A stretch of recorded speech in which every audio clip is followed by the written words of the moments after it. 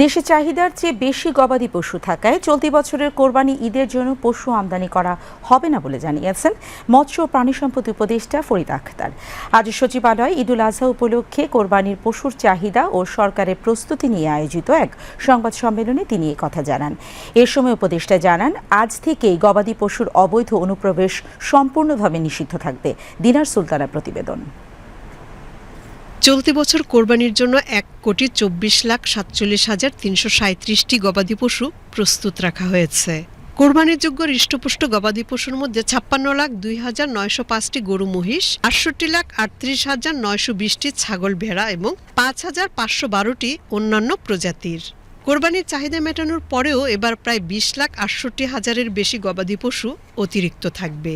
সচিবালয়ের সংবাদ সম্মেলনে এসব তথ্য জানান মৎস্য ও প্রাণী সম্পদ উপদেষ্টা ফরিদা আক্তার।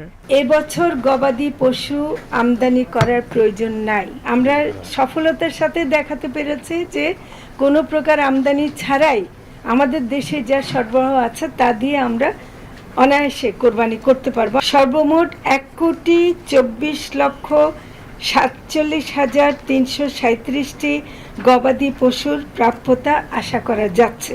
এবছর প্রায় ২০,৬৮,১৩৫টি গবাদি পশু উদ্বৃত্ত থাকার সম্ভাবনা আছে। এবছর কোরবানির পশু আমদানি করা হবে না জানিয়ে উপদেষ্টা বলেন, কোনোভাবেই অবৈধ পথে গবাদি পশু প্রবেশ করতে দেওয়া হবে না।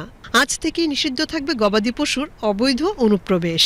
আন্তঃসীমান্তবর্তী জেলাসমূহে গবাদি পশুর অবৈধ অনুপ্রবেশ বন্ধে আইনশৃঙ্খলা রক্ষাকারী বাহিনী, বিশেষ করে বিজিবি, বাংলাদেশ পুলিশ, কোস্টগার্ড, জেলা প্রশাসন, জেলা প্রাণী সম্পদ দপ্তরের সমন্বিতভাবে কাজ করার একটা সিদ্ধান্ত হয়েছে।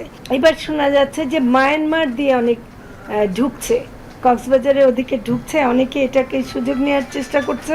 আমরা একটা পরিষ্কার বলে দিতে চাই যে ওদিক থেকেও কোনো দিক থেকেই আমদানি তো হবেই না, এমনকি অবৈধ পথে ঢোকার পথও বন্ধ করে দেওয়া হবে। কুরবানির পশু সরবরাহে বিশেষ ট্রেনের ব্যবস্থা থাকবে বলে জানান উপদেষ্টা। বলেন, রাজধানীর 2 সিটি কর্পোরেশনের আওতায় 19টি পশুর হাটে প্রাথমিক চিকিৎসা দিতে ভেটেরিনারি মেডিকেল টিমের পাশাপাশি থাকবে বিশেষজ্ঞ মেডিকেল টিম। কোরবানির পশু সরবরাহের জন্য বিশেষ ট্রেনের ব্যবস্থা করা হবে। নতুন সংযোজন হলো উত্তরবঙ্গ থেকে ঢাকা হয়ে চট্টগ্রাম পর্যন্ত ট্রেনের ব্যবস্থা গ্রহণ করা হবে, যেটা আগে চট্টগ্রামটা ছিল না। এবার অনুরোধ এসেছে যে চট্টগ্রামটা করার জন্য।